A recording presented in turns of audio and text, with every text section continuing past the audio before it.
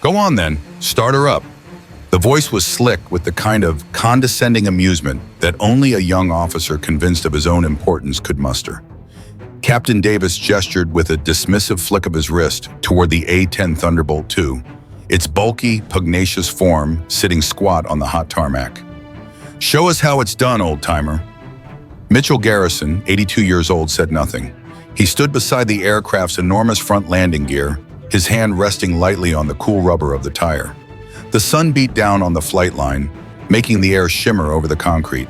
He wore a faded leather jacket, cracked and worn in the way that only decades of use can achieve, despite the sweltering heat. A small crowd of young airmen on break from their duties during the base's annual family day had gathered. They exchanged uncertain glances, caught between the discomfort of witnessing a senior citizen being mocked and the ingrained reluctance to challenge a captain. Davis smirked, playing to his audience like a performer who'd found his stage. "Come on now, you were just telling my guys here about the glory days, weren't you? How you used to fly these beasts by instinct alone." He swept a manicured hand toward the cockpit's instrument panel, visible through the bubble canopy.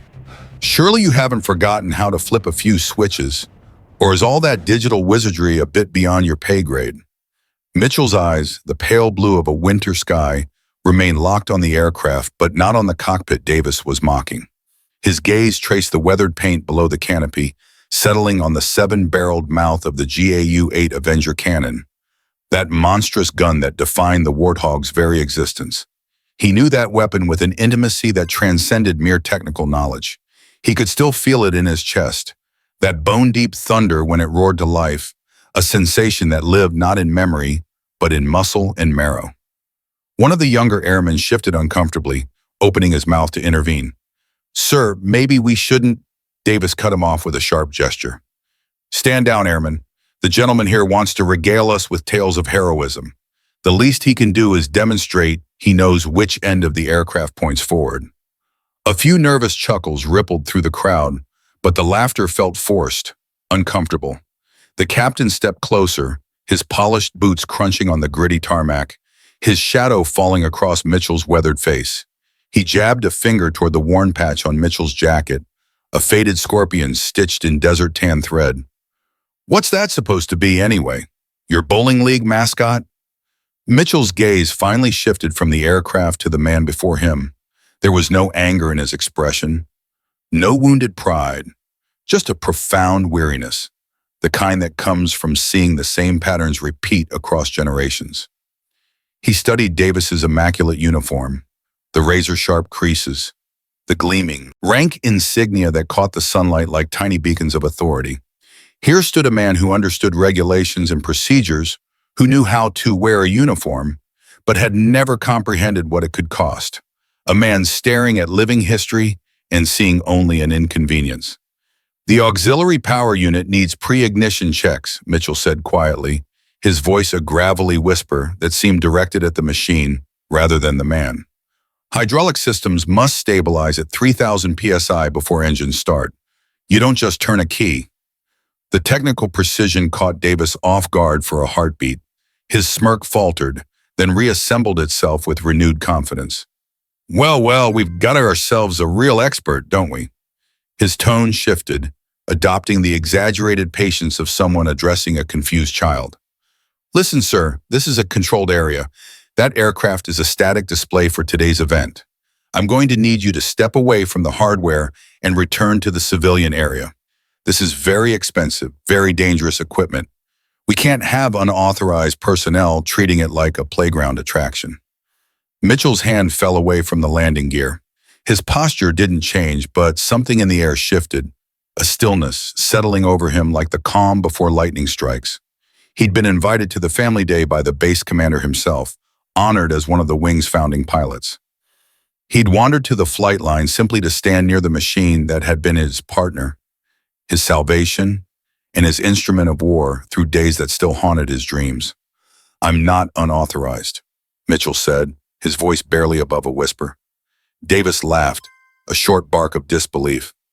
"Right, and I'm the Secretary of Defense. Sir, show me your visitor credentials right now or I'll have security escort you off this installation." My patience has limits.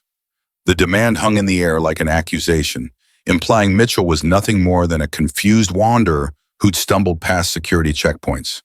The crowd had swelled now, drawn by the confrontation unfolding in the unforgiving sunlight. Families, off-duty personnel, and curious onlookers formed a loose semicircle around the scene. The contrast was stark and almost theatrical. The young captain, all sharp angles and pressed fabric, facing down the old man in his battered leather, both standing in the shadow of the most lethal close air support aircraft ever designed. Davis was savoring his moment of authority, convinced he was simply enforcing proper protocol, putting a disoriented, elderly man back in his proper place. He had no inkling he was standing on hallowed ground, in the presence of someone whose name was spoken with reverence in briefing rooms and taught in tactical courses. "You want my credentials?" Mitchell asked, his voice acquiring an edge that hadn't been there before. "Absolutely. Let's see some identification. Let's see the documentation that authorizes you to be within touching distance of a United States Air Force combat asset." Mitchell slowly reached into the inner pocket of his jacket, his movements measured and unhurried. He wasn't reaching for a wallet. Davis's expression flickered with uncertainty. What could this old man possibly produce that would matter? For one paranoid instant, the captain's training kicked in, his hand drifting toward his hip where a sidearm would hang if he were security forces. "Keep your hands visible," Davis commanded, his voice tight. The crowd murmured, sensing the situation spiraling beyond casual mockery into something darker. But it was the patch, that faded scorpion Davis had just ridiculed, that held the truth. As Mitchell's fingers emerged from his jacket, the desert-colored stitching seemed to shimmer in his mind's eye. The scorching heat of the tarmac dissolved, replaced by the bitter cold of high altitude. The murmuring voices faded into the high-pitched scream of twin General Electric turbofan engines and the crackle of radio static in his helmet. The peaceful family day evaporated, and suddenly Mitchell was back in a nightmare valley, a killing ground in the Iraqi desert where death waited in dug-in positions. Through his targeting pod, he could see them clearly. Republican Guard T-72 tanks, hull down and camouflaged, waiting to spring their trap on an unsuspecting American convoy. The radio erupted with desperate voices, young men facing annihilation. "Any air support?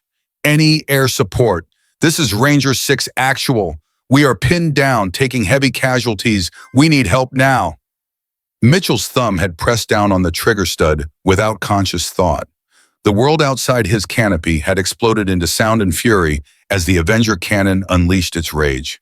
30-millimeter depleted uranium rounds, each one a finger of death, poured from the gun in a solid stream of incandescent metal.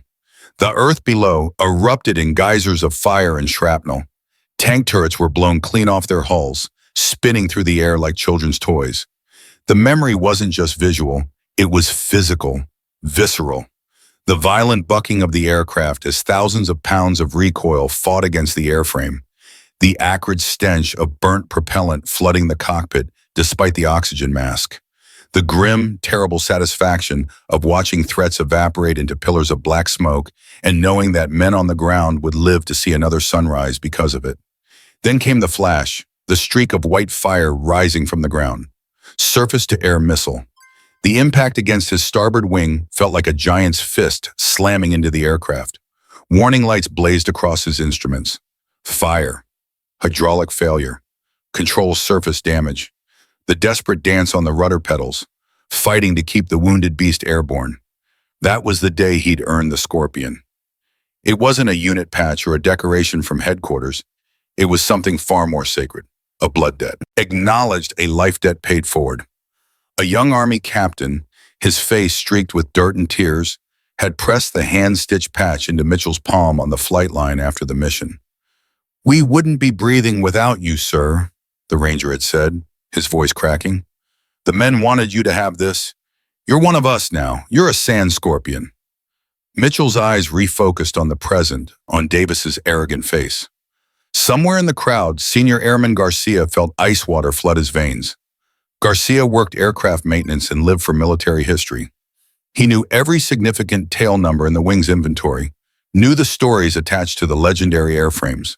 When he saw the elderly man standing beside tail number 780618 wearing that specific non-regulation Scorpion patch, A piece of obscure trivia from his technical school days clicked into place like a bolt sliding home.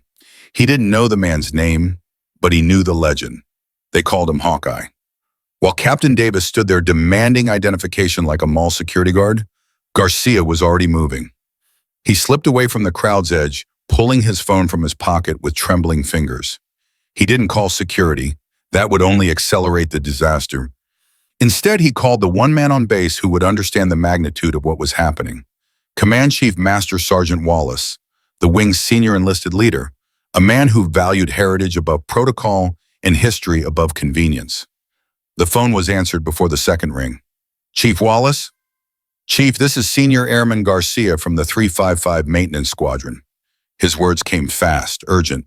Sir, you need to know about something happening on the flight line right now.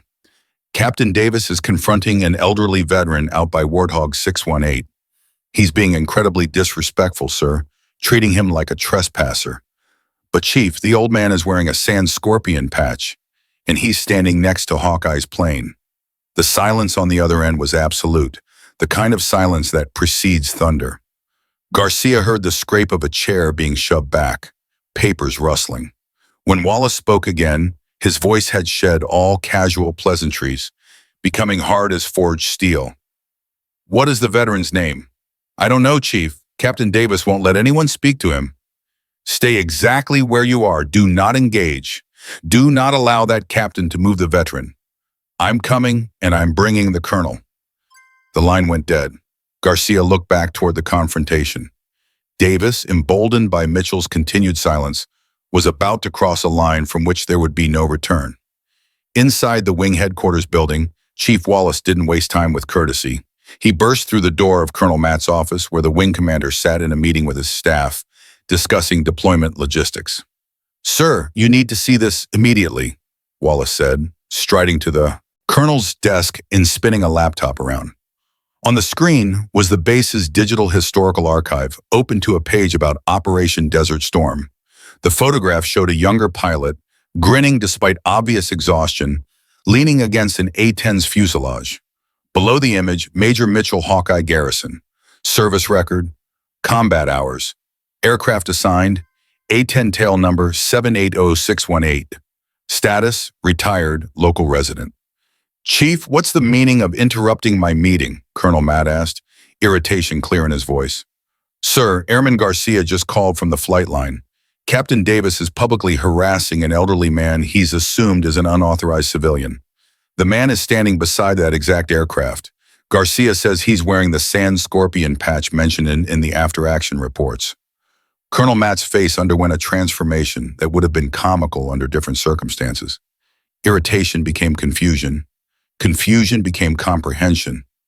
And comprehension became absolute horror. He stared at the photograph, then at his chief master sergeant. The blood drained from his face. Every A-10 pilot knew that name. Hawkeye Garrison was mythology made flesh, a ghost from the war that had forged the Warthog's fearsome reputation. Get the command vehicle, Colonel Matt said, his voice dropping to a dangerous growl.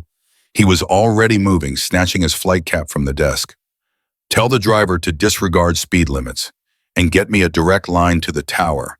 I want that flight line cleared of non-essential personnel immediately. Back on the tarmac, Captain Davis had reached the zenith of his hubris.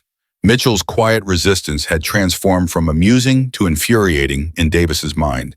He saw it as stubborn senility, a final pathetic stand. All right, I've had enough of these games, Davis announced, playing to the crowd as much as to Mitchell. You've refused to identify yourself. You've refused to comply with a lawful order to vacate a restricted area. You've left me no choice. He gestured to two nearby airmen. You two go get security forces. Tell them we have a situation here. A trespasser, possibly confused or disoriented, who needs to be removed from the installation. Then, with deliberate cruelty, he added, and tell them to have medical personnel standing by. This gentleman might need a psychiatric evaluation. It was the ultimate insult, threatening not just removal, but the stripping of dignity itself, the implication of mental incompetence. The crowd's collective gasp was audible. Mitchell finally met Davis's eyes fully, and for the first time, the captain saw something beyond weary patience. He saw the fire that had been forged in the crucible of combat, the steel that had kept a crippled aircraft flying when all logic said it should fall from the sky. It was a look that said, "You have made a catastrophic error." At that precise moment, a siren split the air, not the familiar yelp of a base security vehicle, but the deeper, more authoritative wail of a command vehicle moving at emergency speed. Heads turned as a black SUV, emergency lights strobing, rocketed onto the tarmac at a speed that violated every safety regulation. It skidded to a halt yards from the A-10, raising a cloud of dust that hung in the still air. A maintenance truck screeched to a stop behind it. The SUV's doors flew open. Colonel Matt emerged like a storm-given human form, his face carved from granite and fury. He didn't glance at the crowd, didn't acknowledge the scene. His eyes swept the tarmac, found Mitchell Garrison, and locked on with laser focus. Chief Wallace was half a step behind, followed by a team of senior NCOs moving with the kind of disciplined urgency that signaled something monumental was happening. The murmuring crowd fell into reverent silence. Captain Davis stared, his mouth hanging open in confusion and dawning dread. He'd called for security to remove an old man. Instead, the wing's highest leadership had responded as if to a four-alarm catastrophe. Colonel Matt walked past Davis as if he were a piece of irrelevant scenery, a minor obstacle not worth acknowledging. Every ounce of his attention was focused on the man in the leather jacket. He stopped exactly 3 feet from Mitchell, drew himself to his full height, and then, in a movement that sent shock waves through every airman present, Colonel Matt snapped to attention and rendered the sharpest, most perfect salute Captain Davis had ever witnessed. It wasn't a casual exchange between officers. It was a salute of profound, almost religious respect. "Mr. Garrison," the colonel's voice boomed across the silent flight line, sharp as a blade and clear as a bell. "It is an honor to have you on my flight line, sir." Mitchell looked at the colonel at the silver eagle insignia on his collar and gave a single slow nod of acknowledgement. Colonel Matt held the salute for a long moment before dropping it, then turned his gaze on Captain Davis. The look he gave the younger officer was colder than any anger, weaponized disappointment that could strip paint from steel. Colonel Matt addressed the entire crowd, his voice carrying the full weight of command authority. "For those unaware, you are standing in the presence of Major Mitchell Garrison, United States Air Force, retired. This is not just any warthog. This is tail number 7806180. This is his aircraft. Major Garrison, known as Hawkeye, flew this exact airframe for over 2,000 hours, nearly half in combat." A ripple of awe moved through the crowd. Airmen who'd been slouching now stood rigid, eyes wide with disbelief. During Operation Desert Storm, Major Garrison was credited with destroying 23 T-72 tanks, 16 armored personnel carriers, and over 30 artillery pieces. More enemy armor than any single pilot in the theater. He pointed at the Scorpion patch. This patch, Captain Davis, was given to him by the commander of the 3rd Ranger Battalion after Major Garrison, flying this plane, single-handedly engaged and destroyed an entire enemy mechanized company that had ambushed a platoon of Rangers. He saved every one of them. He did so after taking a missile hit to his starboard engine. He flew this bird back to base with half a wing on fire and hundreds of shrapnel holes in the fuselage. He refused to eject because the crash site would have been a civilian village. The story hung in the air like a benediction. Colonel Matt turned to Davis, his voice dropping to a menacing whisper. "Captain, you will be in my office tomorrow morning at 0600 in your service dress uniform. You will explain why you felt appropriate to humiliate a decorated hero. You will explain your complete failure of leadership, judgment, and basic decency. You will explain why you still deserve to wear that uniform, because from where I stand, you have profoundly disgraced it today. Am I understood?" "Yes, Colonel," Davis whispered. Colonel Matt turned back to Mitchell, his expression softening immediately. "Sir, on behalf of the entire wing, I am deeply sorry for this disrespect." Mitchell spoke quietly, his voice carrying wisdom that made everyone lean closer. "He's young, Colonel. He sees the uniform and the rank, not the man who wore it decades ago. He looks at this airplane and sees an obsolete machine, not the history written on its skin or the lives it saved. Respect isn't about saluting the person in front of you. It's about remembering the sacrifices of everyone who came before. Without that memory, the uniform is just a costume.